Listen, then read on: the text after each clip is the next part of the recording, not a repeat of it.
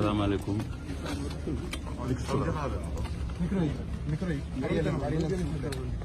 yàlla mooy joxe. moo ñu joxoon coon. yàlla moo ko jëlaat.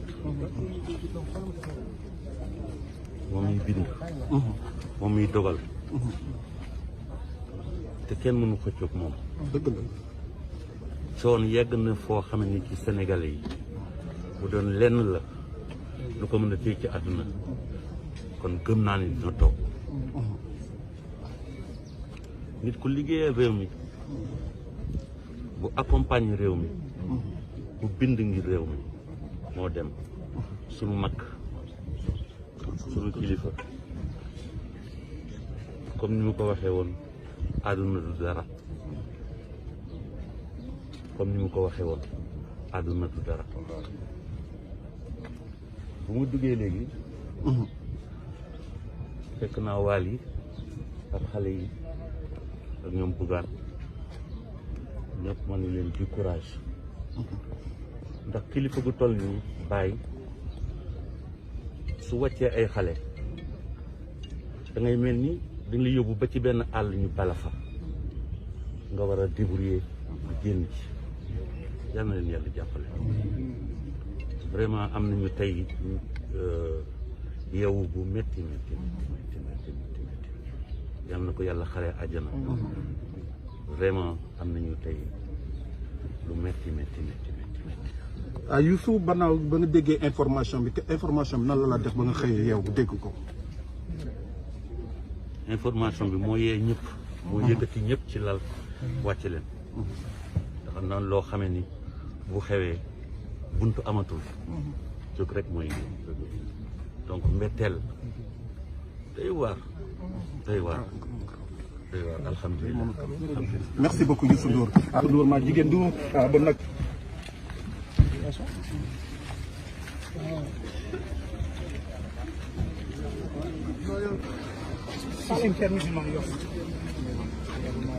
On a tout notre pays. Je pense que Thione a vraiment participé aussi à faire rayonner ce qu'on a, tout à quoi on a merci beaucoup. kontaan na ci sa teewaay. du nga ci wax ak mbégte affaire bi ba nga koy yëgee ban impression la def.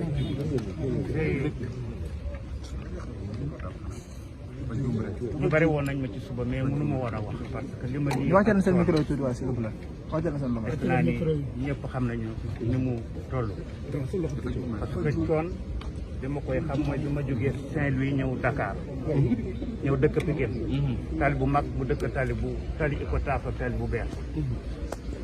dam naan dem këram di fa yendu mu ñëw sama kër di fa yendu dañuy gungente sax 2 à 3 fois dans la journée. Thione moom ma faire découvrir la musique moderne sénégalaise. ndeysaan. parce que daf ma daan jël man ak moom ak Doudou Seck. ñu dem fekk ji ko balafon. toog moom mu yëg ci kaw la sur la scène wooy ba 5 heures du matin ñu pare ñu duggaat suñu clando ñu di Pikine dem jël suñu ndékki ku nekk dem këram. li ma gën a neex ci Thione nag sama diggante ak moo mooy sincérité bi nga xam ne moom la suñu amitié amoon. xam nga amitié mënul weesu ku lay nemmeeku du yónni ci yow di naan seet leen sama waaj. ndax mi ngi si jàmm. ñëpp xam nañ ni on a fait même un duo ensemble mooy mos sama pend bi. duñ koy def dafa ñëw ba sama kër sur la route de Yène ñëw passé fa la journée ne ma bàyyi naa lépp ci sa loxo. man maa trouvé lieu bi ñu def ko fa la yendu bés boobu amul daal xaar ma yàlla sama digganteeg Thione. après ces déboires je pense que ni toog na lu yàgg nanguwul génn. bi ma demee ni ko Thione il faut nga génn Sénégal yi xam ni que tu es vraiment vivant culturellement. moom mooy si anniversaire Dande Leñol. c'est la première fois la Thione Seck génn yéeg sur la scène.